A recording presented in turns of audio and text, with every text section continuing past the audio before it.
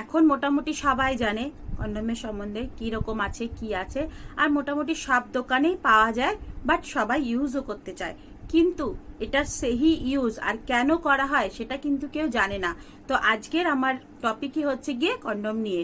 সবাই জানে সেক্স করার সময়, ইন্টারকোর্সের সময় কন্ডোম ইউজ করতে হয়, কেন কি আনওয়ান্টেড প্রেগনেন্সি যাতে না হয়ে যায়। এটা কিন্তু সত্যি যে কন্ডোমের জন্য আনওয়ান্টেড প্রেগনেন্সি হচ্ছে না, বা মানুষ যখন নিতে চাইছে না, প্রেগনেন্ট হতে চাইছে না, সেই সময়টাকে রোকার জন্য কন্ডোম ইউজ করতে হয়। বাট আরো অনেক কিছু আছে যেগুলো আমরা জানি না। কন্ডোম হচ্ছে এমন একটা জিনিস যেটা সিম্পল আর ইফেক্টিভ, যেটার মাধ্যমে আমরা আমাদের নিজেদেরকে প্রোটেক্ট করতে পারি ইন্টারকোর্সের টাইমে। এটা ইউজ করি আমরা দুটো কারণে, কমন দুটো কারণ। ফার্স্ট কারণ হচ্ছে আনওয়ান্টেড প্রেগনেন্সি রোকার জন্য, সেকেন্ড হচ্ছে সেক্সুয়াল ট্রান্সমিটার ইনফেকশন যাতে না হয় তার জন্য ইউজ করতে হয়। দেখো, প্রেগনেন্সি রোকার জন্য তো আমরা পিলও খেতে পারি, বাট পিল খেলে সেক্সুয়াল ট্রান্সমিটার ইনফেকশনটা কিন্তু রুখবে না, ওটা কিন্তু হতে পারে। তার জন্য কন্ডোম হচ্ছে সবচেয়ে বেস্ট, যেটার মাধ্যমে আমরা প্রেগনেন্সিকেও রুখতে পারি, আবার STIও রুখতে পারি। তো আনওয়ান্টেড প্রেগনেন্সিও অ্যাভয়েড করা যায়, আবার ওদিকে কিন্তু সেক্সুয়াল ট্রান্সমিটার ইনফেকশনও রোকা যায়। দেখো, আনওয়ান্টেড প্রেগনেন্সিকে তো অ্যাভয়েড করা যায়, STI কিন্তু অ্যাভয়েড করতে পারবে না, ওটা কিন্তু হয়েই যায়।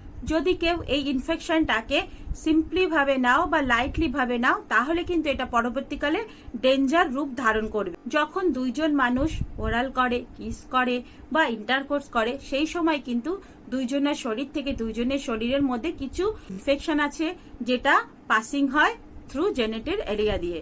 এখন মানুষ সেক্সুয়াল অ্যাক্টিভিটি অনেক বেশি করে, যেমন সেটার ডেটাও আমাদের কাছে নেই, সেরকম আজকাল মার্কেটে কন্ডোমের অনেক ভ্যারাইটিস আছে, অনেক বিক্রি হচ্ছে, সেটার ডেটাও আমাদের কাছে নেই। এই জামানায় একটা ছেলে বা একটা মেয়ের মাল্টিপল পার্টনার থাকে, তাই কার কি ইনফেকশন আছে কেউ কোনোদিন ধ্যানও দিচ্ছে না, বা কোনোদিন খুঁটেও দেখেনি, বা তার কোনোদিন টেস্টও করেনি। তো সেক্সুয়াল ট্রান্সমিটেড ইনফেকশন এমন একটা ডিজিজ যেটা খালি চোখে দেখা যায় না, বা সেটার কোনো সিমটমও নেই, বা সেটা যে কারোর হয়েছে সেটাও আমরা বুঝতে পারি না। আর সেই ইনফেকশনটা তার শরীরে কখন থেকে হচ্ছে সেটাও আমরা বুঝতে পারি না।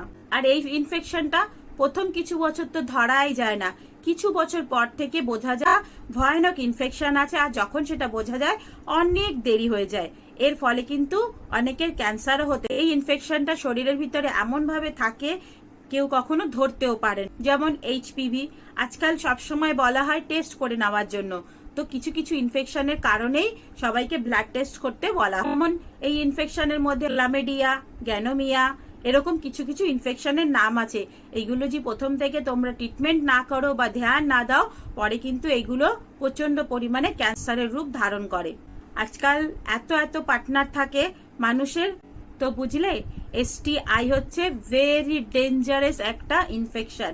তো STI থেকে নিজেকে প্রোটেক্ট করার জন্য কন্ডোম ইউজ করতেই হবে। এখন বলি, কন্ডোম কি শুধু ছেলেদেরই হয়?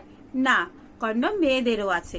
একটা সময় ছিল যখন শুধু ছেলেরাই ইউজ করতো, কিন্তু এখন এত উন্নত হয়েছে, এখন শুধু ছেলেরা ইউজ করে না, এখন মেয়েদের জন্য বানানো হয়েছে, আর মেয়েদেরও আছে। ছেলেদের যেমন কন্ডোম এক্সটার্নাল পেনাইলের উপরে পরা হয়, মেয়েদের কিন্তু ইন্টারনাল ভি এর ভেতরে রাখা হয়, আর এটার উপরে একটা রিং এর মতন থাকে, যেটা কিন্তু সার্ভিক্স এরিয়াকে পুরোভাবে কভার করে রাখে। এখানে একটা ইম্পর্টেন্ট কথা বলি, ইন্টারকোর্সের সময় কখনোই দুইজনের কন্ডোম পরা উচিত না। যদি ছেলে পরে তো মেয়ে পরবে না, যদি মেয়ে পরে তো ছেলে পরবে না।